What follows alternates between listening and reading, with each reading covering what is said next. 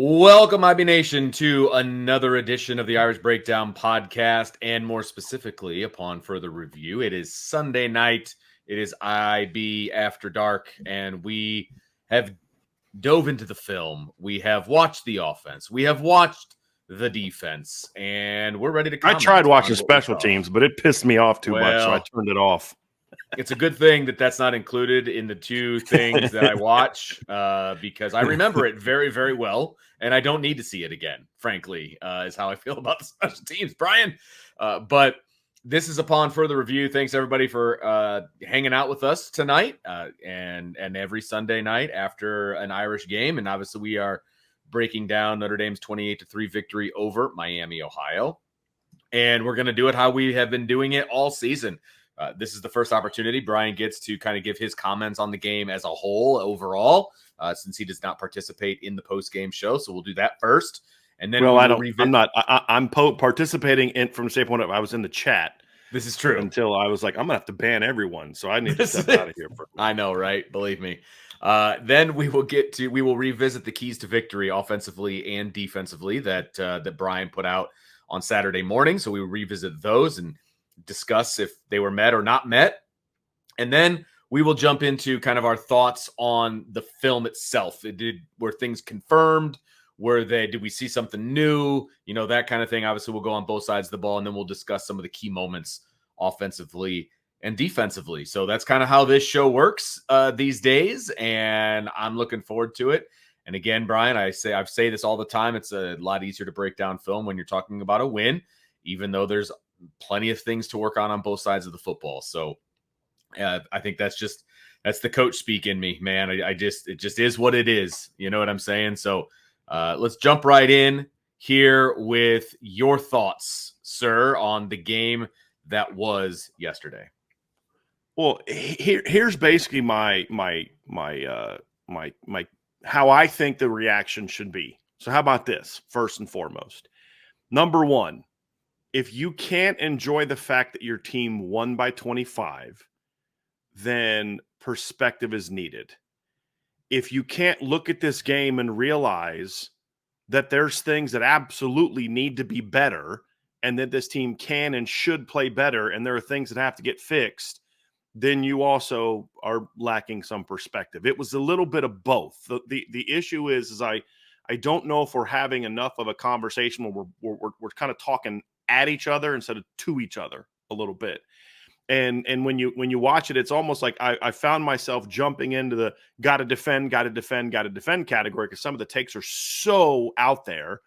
But then you see the other side saying, like, there was a post yesterday, and it was a very well-meaning post and long explanation of basically saying, like, Riley did exactly what the coaches asked him to do. And the defense did great is another one. The defense was great. They did a great job stopping the run. And I'm thinking, okay, this is kind of the same mistake on the opposite side of the conversation, because I'm pretty sure the coaches didn't say, I want you to throw this ball 4 feet over Chris Mitchell's head. Pretty sure that's not what the staff asked him to do. You know, and so there's just different aspects to this. And here's the reality of it.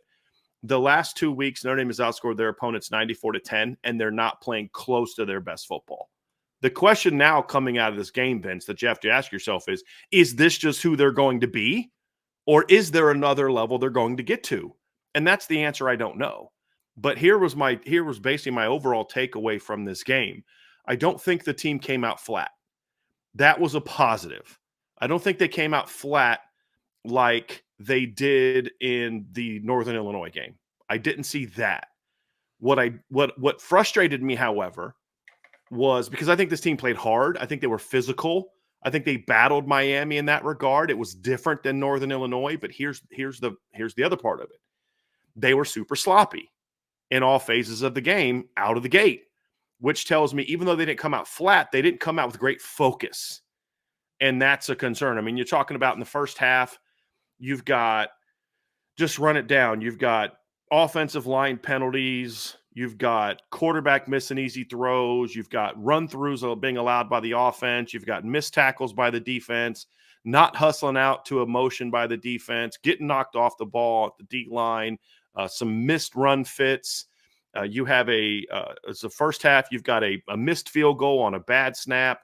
You have a a muffed punt that gives them a short field. You run a great reverse and then get a penalty to bring it back. There was just a lot of that in this game. And that was sort of the frustration, was like, okay, this team was physically ready to play today, but they weren't mentally as locked in as they needed to be. And that's why we saw a lot of the mistakes that we saw them make. And that's where Coach Freeman is going to have to sit back. And I'm going to get into each side of the ball a little bit. But if Coach Freeman is looking at this and saying, hey, we got to figure out, he has a lot of sayings that I actually like. If they're, as long as they're, if you hold the team and yourself to that standard. Obviously, one is the gold standard. What as long is as the it's gold not standard? just a quote for the T-shirt, you know what I mean? You're Exactly. following through on it. Yeah, right. I was one of my college teams. We had a shirt. We had unity on the back of our shirt. It was one of the least unified sports teams I've ever been a part of. But it looked cool on a shirt, right? And it was a cool slogan. Number one, it's the golden standard, and part of the golden standard is being your best. Being the best you can be. And there's clearly something going on with this football team that is not allowing them to achieve that standard this season, outside of one game, really, and two games, because the opener against A&M, that's a really good win. All right, so I don't take anything away from that. And there's some disconnect between how you prepare at home versus how you prepare on the road. Something is going on that causes this team to be way more focused and way more locked in and way sharper when they're playing on the road than when they're playing at home. Last year was kind of opposite. It was, we're usually pretty locked in on home games, although I think some of the first halves, Vince, were a little bit, sloppier than maybe remember. But the difference is last year in a lot of those games, they were playing teams that weren't very good. If you think about the home games, Tennessee State was an FCS team and not very good. Central Michigan was a stinky MAC team. And Northern Illinois and Miami, Ohio are not bad MAC teams. You had Ohio State was really good, and they lost. And then you had USC, who was not very good. Notre Dame overwhelmed them. Pitt was terrible. They were 3-9. Wake Forest was terrible. So it was like, who was the good home team that you played? And you didn't really have a whole lot. Well, now you're playing two well-coached teams at home, and it just it just gets into this from the standpoint of you look like a very different team when you're playing at home than when you play on the road. I think that was my big takeaway from this team yesterday. That as a head football coach, you have to be able to look at it and say, hey, listen, because another one of his phrases is challenge everything, right? Well, you're 4 games in, you're a third of the way through the season, right? So now you can be able to look in the mirror and say, okay, why are we having these performances? Because what I don't want Marcus Freeman to fall into, and I'll be honest, the last couple, I'm trying to think how to say this. The last couple times we've heard Marcus Freeman talk, you're starting to see some Brian Kelly-isms pop into his conversations. Winning is hard, and sort of settling for a victory that was not your team's best. You know what I mean? And that's a little bit concerning. And you've got to be able to look in the mirror and say, okay, why we got 1 week to really figure this out. Because here's the thing coming out of this game, you got to figure it out next week. You got to do whatever you got to do to get a win, and then you can take a step back and really evaluate things in the bye. And hopefully they can do that. But they're going to have to figure out. They're going to have to figure out, Vince, a way to be more mentally locked in at home, especially these afternoon games, because you don't have necessarily the same energy as a night game. And so that was one of my big takeaways from the game. When you look at the offense, it was one of those things where it was an overall very disappointing performance, Vince, just because from the standpoint of there were so many opportunities for this offense to really run away with this thing. And it was, and look, here's what I'm going to do. So I'm not going to talk a lot about Riley Leonard today, because I don't think that there's a lot of people in a position where they can have a rational conversation about Riley Leonard. So here's what I'm going to do. And if you're not a board member, sorry, you're missing out. This is going to be for premium members only. I'm going to go through every pass play that Notre Dame ran on Saturday, and break every single one down with the all 22, every single one, and show you where there was progress made, show you where there's mistakes being made, and then you can make the determination for yourself about how well he played or didn't play. Because what's happening right now is you're seeing yesterday's game that they're in people's minds. I've had this conversation, even with people that I find to be smart, rational people, where they're going to look at three terrible throws and they just kind of, it's like the scene from Inside Out, that little, that little person out whose head explodes when he gets mad, right? Like that's Anger. all they have and they ignore everything else. Anger is my favorite character. Right. And then there's other people that are just going to ignore those three plays and focus on the good plays. At the end of the day, here's the reality. However you feel about it, the pass game yesterday was not good enough. It's not all on Riley Leonard, but he's got to get better. The receivers have to get better. The offensive line definitely has to get better, especially the left side, because your quarterback does not at all feel comfortable throwing to his left right now or even stepping to his left right now. And then there's just other aspects where you're just not being aggressive enough, in my opinion. And then you hear the head football coach before the game say, well, this is a good defense. They force you to be methodical. Miami of Ohio should not force you to do anything. And then you come out and you get the deep ball to Riley, to Bo Collins for the touchdown. And then we don't really see that a lot. Vince, if you were sitting where I was sitting yesterday, and I'm not sure if you noticed this from the film you saw, there were 6 or 7 opportunities they could have just dropped back and thrown a deep ball, just like the one they did on the touchdown pass. And they threw it once more after that touchdown pass. And it hit Bo in the hands, and he was I thought it should have been PI, but he also needs to fight for the ball a little bit better. And it's just one of those things, Vince, where all aspects of the offense have to get better, because it's like 7 or 8 plays that if you go back and say, boy, if you could change those 7 or 8 plays, this team hangs 50 on Miami of Ohio. But that's what we said about Northern Illinois. It's what we said about Texas A&M. It's what we said about every game except Purdue. And right now, Purdue's the anomaly, because these same 6, 7, 8 plays keep happening every game, and it's different person each time. So like the first drive where they get into field goal range and muff, like Riley made some good plays on that drive, but you can't have those easy misses, because if you don't have those easy misses, you're creeping up on the red zone, and you may go up 7-0 early instead of the travesty of a field goal attempt that we saw on that particular play. Right? You can't have those mistakes. You can't be backed up and Bo Collins is about to come open on a stop route, but your quarterback is scrambling for his life before Bo even gets out of his break. You just can't keep having those mistakes over and over again, where a receiver just comes off the line, telegraphs a route. It's the good call, but the DB never threatens. So boom, he just kind of sits. And I'll just say this. Somebody said something in the chat. I am so glad that Riley Leonard hit that go ball for a touchdown, because I was waiting to come into the chat today and be like, how come Mitch Jeter's the only person that threw a deep ball against Miami of Ohio? That's great. So I was happy to see them take. Which, by the way, he's got a little bit of a stronger arm than I anticipated. Yeah, just saying. But like here's the thing. You had opportunities in that game, and like we're already seeing it in the chat, right? Like just people want to talk about one part of the game while ignoring the fact that there's another part of the game that is happening. And this is why I'm going to do what I'm going to do on the board, because you can see it, Vince, in the chat. People are completely incapable of having a rational conversation about this. Yep. Completely incapable of it. And so that's why we're going to go through every play, because there's a lot of things that have to get better, from the quarterback to the left side of the line, to some of the play calling aspects of it, to the receiver route running. And the thing that concerns me about this, Vince, is because here's the positive. It's all fixable. But you're getting into the point now, Vince, where you're in game 4. And you have to be able to ask yourself, is it going to get fixed? Or is this just kind of who they are?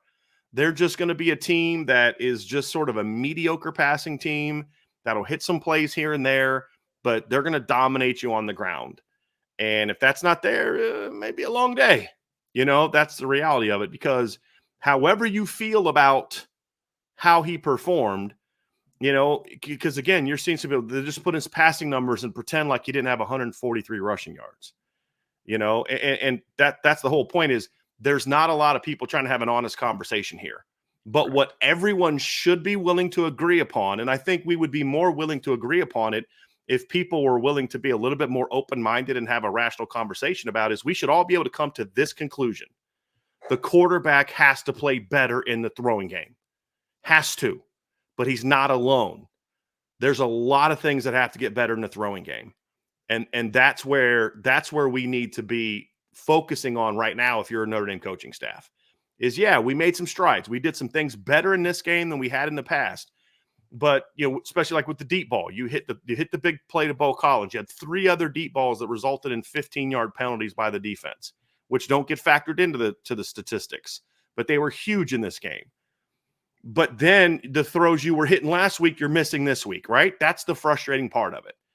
And there's just going to have to be some things that get fixed out in this game. But then there's some other things about reads that I thought were better. So I'll break all that stuff down in that film breakdown tomorrow, and people will be able to see, because you say, well, you're saying this and you're saying this, and this person's saying this thing and this. Okay, fine. Let's look at the film. You guys want to see the film that we're watching. You guys are all, hey, I want to watch all 20. Well, I'm going to show you every passing play they had, with 2 exceptions. I'm not going to do the shovel or the tunnel screen because there's no read there. It's not part of what we're trying to have a conversation about. So we'll put that in there, but you look at the offensive line, offensive side of the ball, you were basically missing 2 starters from the previous game, and you went out and ran for 270 yards. That's a positive. That's a good takeaway. I'll say this, Vince, we'll talk. I know we'll talk about the line later, but I'm very hard on Pat Coogan. Very hard on Pat Coogan. It was the best game Pat Coogan's ever played in Notre Dame uniform, in my opinion. And it's not close. Now, you can say whatever you want. It's Miami, Ohio. Okay, I've seen him play MAC teams before. Mm-hmm. I've seen him play FCS teams before. Yeah. And he's never played as well as he played on Saturday against Miami of Ohio. And I think what's asked of him at the center position, and you and I have talked about this a little bit. I think we talked about it a little bit last week. What's asked of him at the center position, I think, fits what he needs to be good at Notre Dame. In that, and what I mean by that is he's going to be doubling most of the time. Whereas at guard, sometimes you're doubling, sometimes you're by yourself, right? Most of the time at center, you're helping somebody else out. Okay, you might help out and then climb or something like that. Fine, cool. But your initial push is usually going to be with somebody else. And you're playing in tighter spaces. 100%. That's the big key. I feel like for him, look, what were we critical of him in the past? Some of his footwork, not being super strong at the point of attack. Couldn't move. Exactly. Couldn't move people. He was moving people Saturday events. Yeah, he was 100%. Well, no, I mean, I get that. That's true. That helps him overall. But what the reason I'm saying I thought this was his best game, because there were blocks where he wasn't getting a lot of help, and he was moving people off the ball. Yeah, and those are things that he's looked so much more comfortable to me too. That's exactly as a center. Yeah. I mean, very positive. It's certainly. So we have a game and a half of Pat Coogan playing center, and it's like, okay, so far so good. Rocco came in there and battled and did some good things. You had Cooper Flanagan go down early in the game, and you had to play through that. And then so offensively, there was a lot of things that you say, man, they got to clean this stuff up big time. And the concern is, man, if they don't start showing, like, here's the thing. In each of the last 2 games, they have shown progress in the passing game. But it's been, like, I wouldn't call it incremental, but it's not big. It's not big progress, but it's progress. Anyone that's being honest should be able to watch the film and say it's progress. But it's more, I don't say baby steps. Is that fair to say, Vince? It's more of baby steps. And it's kind of like, yeah, but you're going into game 5 now. Right. And this was game 4. I'm expecting more than baby steps by game 4. Sure. And so that's where I'm coming from, is we need to be able to acknowledge, hey guys, like here's a perfect example of the irrational aspects of this. And this is from someone who I like, and has been a member of our site, for a long time. I'm gonna bring up this comment to kind of show you what I'm referring to, because this is why I say when people get mad and say that you're talking about, they don't like when you start talking about emotion. I'm going to try to find this this comment. So this comment says, talks about Riley Leonard. He goes, does our coaching staff look at the stats? Leonard wants to run more and throw less. His passing numbers have trended downward and his running stats trend upwards. We brought in a running QB who's like to throw on elite teams.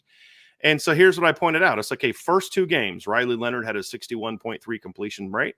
Actually, I'm going to bring this post up, Vince, so people can see the numbers of what I'm talking about. So first 2 games, Riley Leonard completes 61.3% of his throws. And let me just pull this up here real quick so people can see this. This is an example I'm talking about. Okay, so Riley goes out there in his first 2 games and he has 61.3% completion rate, 8.4 yards per attempt, 5.2 yards per or 8.4 yards per completion, 5.2 per attempt, 80.3 yards per half. The reason I went per half is because the Purdue game skews things because he only played a half because they were at 42 to nothing. So this allows you to get a little bit of a concept. And 0 touchdowns passing, 1 touchdown rushing, 2 interceptions. He only averaged 39.5 rushing yards per game. They averaged 50 yards of offense per half, and he averaged 50 yards of offense per half and 4.7 yards per play. It means any pass attempt or run. In the last 2 games, Riley's rushing has jumped up from 39.5 per game to 121.5 per game. He's got a 4.6% higher completion percentage. He's got a 1.5% or 1.5 per completion jump. He has a 1.3 higher yards per attempt number. He's gone up over 8 yards per half higher. He has 1 passing touchdown, 5 rushing touchdowns, no interceptions, 1 lost fumble. He averaged 50 yards per half and 4.7 yards per play. In the first 2 games, 84.8 yards per half and 8.0 yards per play. Now, here's the thing. First thing about all those numbers, none of those are even close to being good enough as a thrower at Notre Dame. Not even close. But here's the point. This was as he runs more, he throws less. No. As he's run more, he's thrown better. And if you look at the game on Saturday, his first official rushing attempt didn't come, I don't believe, until after he had a couple of those misses in the first quarter. And then as he starts running, Vince, he starts throwing better. For example, Riley Leonard finished the game 11 of 15 for 132 yards and drew a 15-yard pass interference penalty. So they've got to figure out ways to get him more consistent because I've heard this. Well, if you take out the first quarter, Riley was pretty good. But you can't take out the first quarter. And the first quarter doesn't kill you against Miami of Ohio, but if you have a quarter like that against Louisville next week, you may not be able to catch up to Louisville. You may not be able to catch up to USC. And if somehow, some way you're able to make the college football playoff, you're definitely not going to keep up to Texas if you have those kind of mistakes in the first quarter. Can't go a quarter and a half where your offense doesn't get rolling in those games. You can't have 0 points halfway through the second quarter against those teams. You get what I'm saying, Vince? So that's the thing is like there needs to be a conversation to be had of like, look, he's got to get better. I think he knows that. And they've got to figure out a way to push the right buttons, Vince, because you can't do these baby steps in it because it's like, okay, well, at the incremental rate they're growing, by the time they get to the college football playoff semifinals, he should be rocking and rolling. You're going to need him to be better way before then. You know what I mean? And that's basically where it's at. And then the offense as a whole, offensive line's got to get better on the left side. Receivers have to compete for the ball better. That was a big takeaway that I saw on Saturday events. Defensively, we won't spend too much time on the defense in this regard. It's funny, Vince, how people can come out of this game and be really upset with the defense for a performance in which they held an opponent to 229 yards of offense and 3.6 yards per play and only 3 points. You know, but then you watch and you're like, yeah, they can play a lot better and should play a lot better. But think about the bar you've set for yourself when you hold opponent to 229 yards of offense and 3 points, and people are like, man, you just really didn't bring it today. You didn't play well today.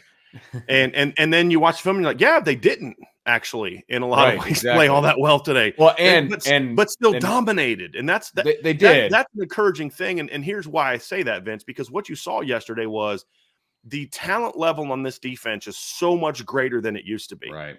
Because in the past, when the defense would have games where they weren't as sharp and they didn't execute as much, and I think there's legitimate reasons why they didn't execute as well in this game, because you had some new guys and some young guys playing and things like that. And those aren't excuses; those are explanations.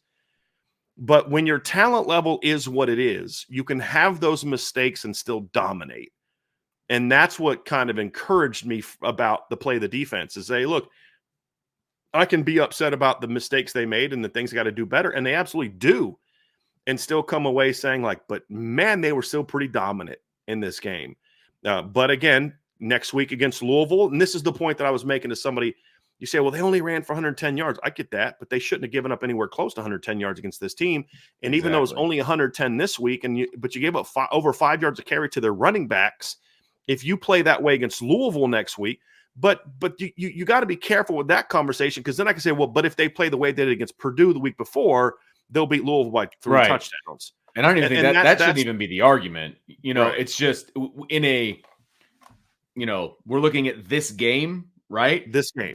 That's the thing. Miami specifically came into this game with such a low bar for what they've been doing on the ground that I think it was like 75 yards that they put up in the first half was like, whoa, what's going on with these guys? You know what I mean? Because I think they had 60 some yards total in 2 games running the football. And, so you expected Notre Dame to just absolutely shut them down. And when they didn't, all of a sudden red flags start going up and then the overreactions begin. And I shouldn't even say overreactions. They shouldn't have allowed that much. I mean, they shouldn't have, right? But they did. And so that's where, yes, they only gave up 3 points. Yes, they only gave up 200 some yards of total offense. I think only 110 yards it ended up being on the ground, something along those lines. Because in the second half, they absolutely shut down Miami, right? And that's what's like, you're thinking to yourself, okay, that's what it should have been like in both halves. So then you start asking yourself, okay, what's the explanation for why it happened in the first half, right? And again, when you win a game like really this, first quarter is what I would say. Yeah, no, fair enough. Yeah. But then, you won the game. You were pretty much dominant defensively as a whole, but now you can go back and be like, look, fellas, yes, we were dominant. We got to get this cleaned up. Yeah, but that's my point, Vince, is that is a good feeling to be in as a coach. Yes. When you consider, boy, we absolutely dominated this football game and held them to 229 yards of offense. And let's be honest, a chunk of that came late in the game when it was 28-3. They didn't go over to the 200-yard mark, Vince, I don't think, until it was let me look at the play-by-play here real quick. I think it was either 21-3 or might have been 28-3 when they finally went over the 200-yard mark. So they went from the 47 to the 16 on their last drive, in which the game ended after it was 28-3. So they were sub 200 going into the last drive when Notre Dame put their second team in. Right. I mean, they had no, I'm sorry. That was the Notre Dame offense. They only gained 2 yards in their final drive. Oh, okay. So that's they went over 200 on the drive before Notre Dame made it 28-3. But it was still late. The game was basically already still over. Sure. You know what I mean? And so that's a good thing to say. It's like, look, there are things to clean up, and we'll dive into some of those things here later in the show. But overall, the young talent really impressed me yesterday. The guys that need to step up the most are the veterans, and that continues to be true. And that's a troubling thing for me, because that's like, say Drake Bowen's got to get better here, and Adon Schuler needs to not make this mistake. Well, you expect those things from sophomores. You don't expect those things from 5th and 6th year seniors, and that's a little bit of a troubling aspect of it. Yeah. So that's kind of worse. So I mean, overall takeaways. They just weren't focused against a team they knew was bad. I mean, and that's not an excuse, Vince. That's a frustrating aspect of this, because this was an opportunity for you to have back-to-back games where you were able to get your starters rest before a big game against Louisville and then a bye. You could have come out of that bye super fresh, right? Because you got back-to-back games where you limited your snaps for your veterans. But because once again, this team came in against a clearly perceived inferior opponent and just kind of thought this team was going to lay down and die, we saw Vince, because this Notre Dame football team thinks They play like they think teams fear them, but teams do not fear them. They have to force teams to fear them. And they're not doing that. They're letting these teams hang around, and that's something where it's frustrating. It is frustrating to see that continue to happen. And that was a big takeaway. But again, the other thing is this is a really talented football team that even when they don't play well, dominates people. And it's a good place to be. It's a good place to be. So I'm happy with the win. I'm not happy with some of the play. And that's kind of where I'm at. Before we move on to the next segment, make sure you hit that like button, that subscribe button, that notification bell, share with your family and friends, and of course, jump on the boards.irishbreakdown.com. I don't know, we could have made it any more clear that there's going to be some good stuff over there. And if you're not a member of the board, I mean, you're not gonna get it. You're not gonna get the play-by-play breakdown. This is one of those things put out there. I'm gonna plug it right now, Vince. You are not gonna want to miss this. It's gonna be all 22. I'm gonna have charts showing the routes and all this kind of stuff. It's gonna take me all night today and tomorrow to get it done, but I figure that's the best way to really go over the film and show, okay, this is why I say there was good things to take out of this game, but this is also why I say there's things that have to get better coming out of this game. And if you're someone who actually cares about learning the game and actually seeing things and maybe saying, hey, you know what, let me at least be open-minded about this. It's going to confirm some things that you have in your head, and it's going to show you some things like, oh, like a friend of mine, perfect example, the post route on to KK Smith. On TV, he said it looked like, not KK Smith, Chris Miller. On TV, it looked like Riley missed him. And they got lucky. And I showed him on the all 22 that the pass was right on point, but the pass interference jerked him inside and made the ball go over top where it wouldn't have gone. And you show him that film, he's like, okay, I see it now. That was actually a good ball.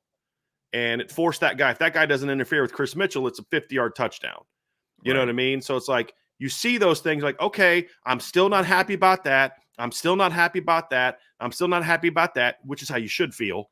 But you know what? That was good. That was good. That was good. That was good.